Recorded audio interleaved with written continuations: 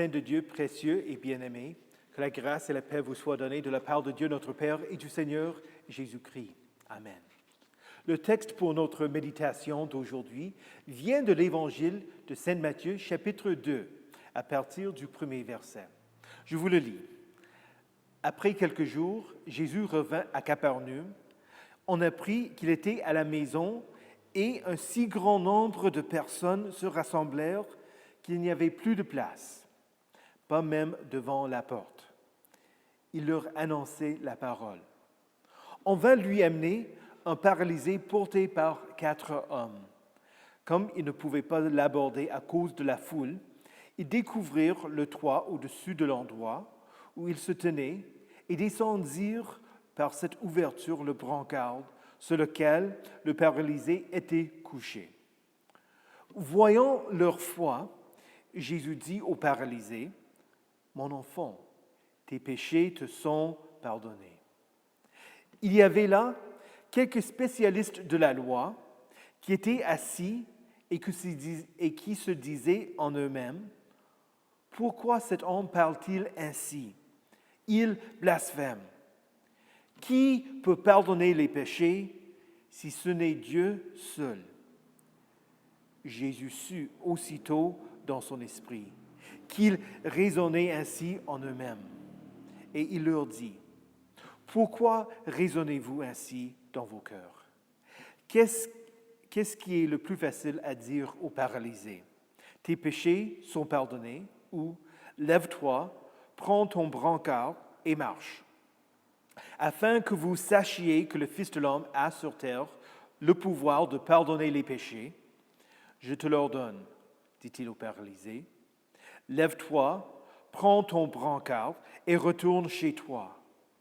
Aussitôt il se leva, prit son brancard et sortit devant tout le monde, de sorte qu'ils étaient tous très étonnés et célébraient la gloire de Dieu en disant, « Nous n'avons jamais rien vu de pareil. »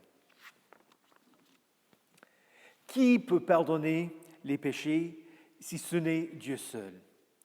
Voilà la question qu'ont posée les spécialistes de la loi quand Jésus dit au paralytique, « Mon enfant, tes péchés te sont pardonnés. » Qui peut pardonner les péchés si ce n'est Dieu seul?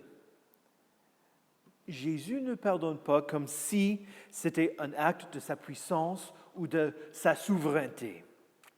Ça, c'est la théologie de l'islam.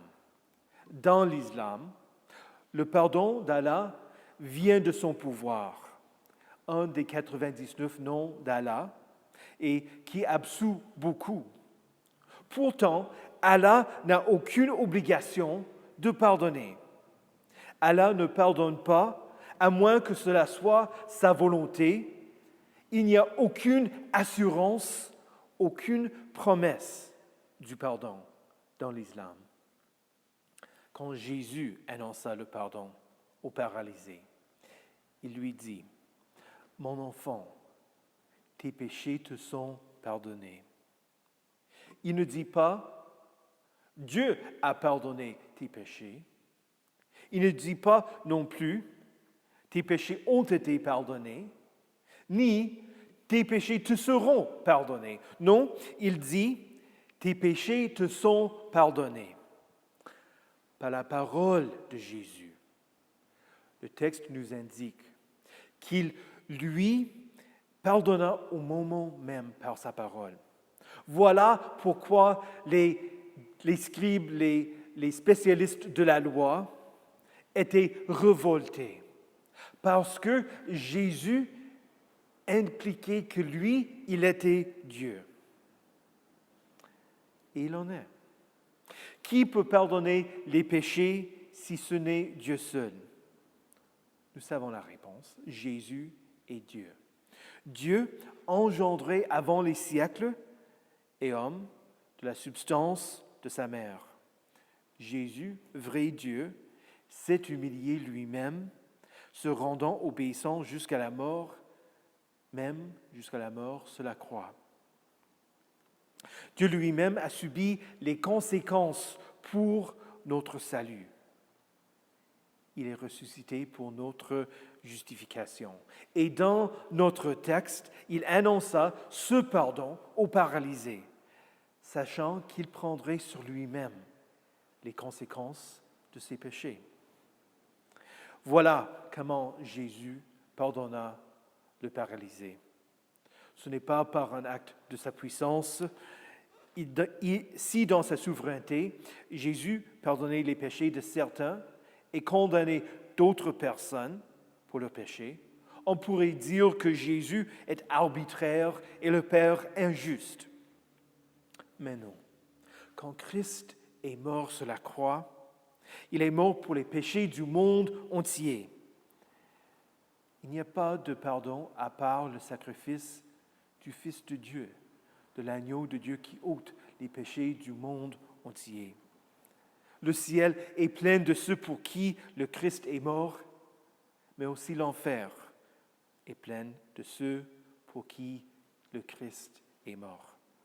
La différence entre les deux, c'est que ceux qui sont au ciel croient que Jésus est mort pour eux. Ils croient la promesse du pardon en Christ. Voilà ce que Jésus a poussé Jésus à annoncer aux paralysés. Jésus a vu leur foi. Ça, c'est ce que le texte nous dit. Il a vu la foi de ceux qui descendirent le brancard et la foi du paralytique. Et Jésus dit au paralytique, « Mon enfant, tes péchés te sont pardonnés. » Quant aux spécialistes de la loi, ils n'avaient pas la foi en Jésus. Ils se disaient, « Pourquoi parle-t-il ainsi? Il blasphème. Qui peut pardonner les péchés si ce n'est Dieu seul? » Et Jésus savait ce qu'il y avait dans leur cœur. Est-ce une manifestation du fait qu'il sait tout, ou est-ce qu'il comprenait ce qu'il y avait dans leur cœur par leur mimique? Jésus leur posa pourtant la question. Qu'est-ce qui est le plus facile à dire aux paralysés? Tes péchés te sont pardonnés, ou lève-toi, prends ton brancard et marche. Si Jésus avait dit, lève-toi, prends ton brancard et marche, il aurait été évident qu'il avait le pouvoir de guérir.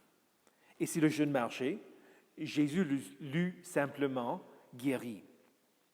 Sinon, Jésus aurait été un fraudeur. Dire « tes péchés sont pardonnés » semble être le plus facile à dire, parce qu'il n'y a pas de manifestation qui démontre le pardon. Pourtant, pour Jésus, il aurait été facile de lui dire « Lève-toi, prends ton brancard et marche ».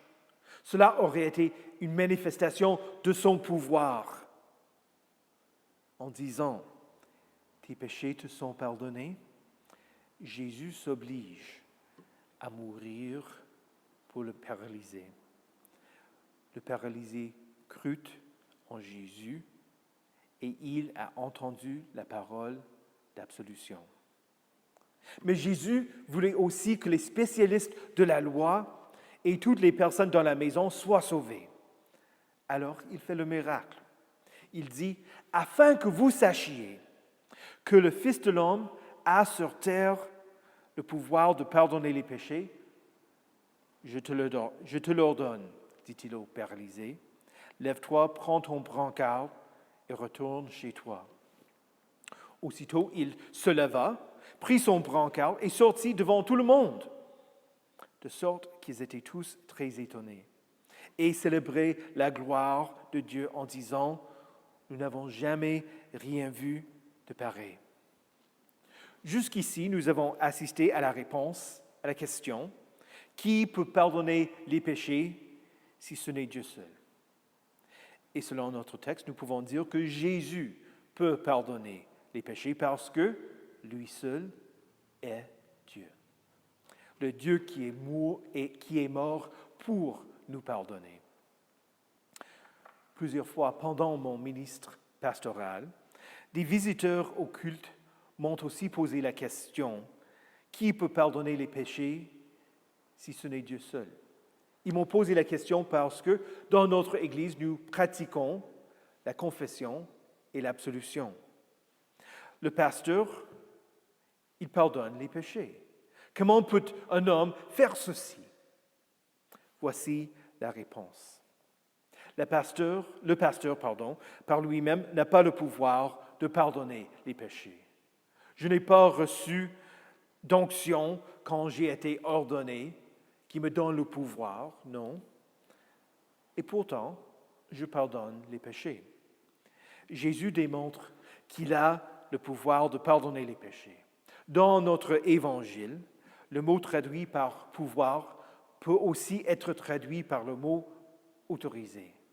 Jésus indique qu'il est autorisé par le Père pardonner les péchés. À la fin de l'évangile de Matthieu, Jésus dit, « Tout pouvoir, toute autorité m'a été donnée dans le ciel et sur la terre. Elle est donc faite de toutes les nations des disciples. Baptisez-les au nom du Père et du Fils et du Saint-Esprit et enseignez-leur à mettre en pratique tout ce que je vous ai prescrit. » Jésus, celui qui a toute autorité, envoie ses disciples faire la même chose qu'il a fait pour le paralysé. D'annoncer, enfant de Dieu, tes péchés te sont pardonnés. Après sa résurrection, de la même manière que le Père envoya Jésus pardonner, Jésus envoya ses disciples. Ceux à qui vous pardonnerez les péchés, ils leur seront pardonnés. Ceux à qui vous les retiendrez, ils leur seront retenus. Voilà la raison pour laquelle je pardonne les péchés. Jésus, dans son autorité, a autorisé l'Église à pardonner aux pénitents le pardon du péché et à retenir les péchés aux impénitents. Quand je parle comme pasteur de l'Église, ce n'est pas mon pardon que j'offre. Vous entendez la voix de Dieu lui-même. La confession et l'absolution sont ces deux choses, nous apprenons dans le petit catéchisme. Premièrement, confesser les péchés. Deuxièmement, recevoir l'absolution, le pardon du confesseur comme venant de Dieu lui-même. Nous rejetons la pratique de l'Église catholique qui oblige aux paroissiens à aller confesser leurs péchés en privé. Nous rejetons aussi leur pratique consistant à exiger des actes de pénitence. Mais nous ne nous limitons pas seulement à la confession générale au culte. Nous offrons la confession et l'absolution privée aussi. Pourquoi? Parce que si nous offre une occasion que nous appliquons la parole de Dieu à la personne pour les péchés qui leur posent des difficultés. Ceci offre un temps de cure d'âme, un temps pour méditer la parole de Dieu, qui a pour but de vous aider dans votre lutte contre le péché, pour vous aider dans votre repentance, pour vous offrir la certitude que le péché qui vous semble insurmontable ne l'est pas pour Jésus. Quand les paroissiens viennent au culte, confesser leurs péchés, quand ils viennent pour la confession privée, devrais-je être étonné si vous me dites que vous êtes vraiment des pécheurs, que vous maudissez, que vous volez, que vous buvez trop, que vous convoitez, que vous avez eu une liaison, que vous avez battu quelqu'un, que vous ne pardonnez plus à votre conjoint.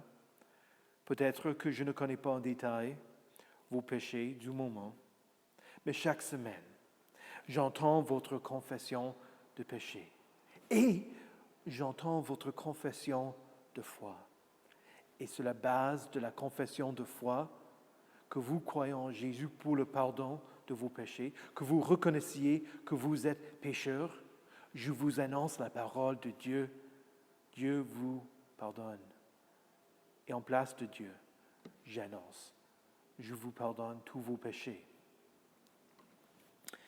Quelle joie d'entendre quand les paroissiens reconnaissent que leurs péchés ont été pardonnés.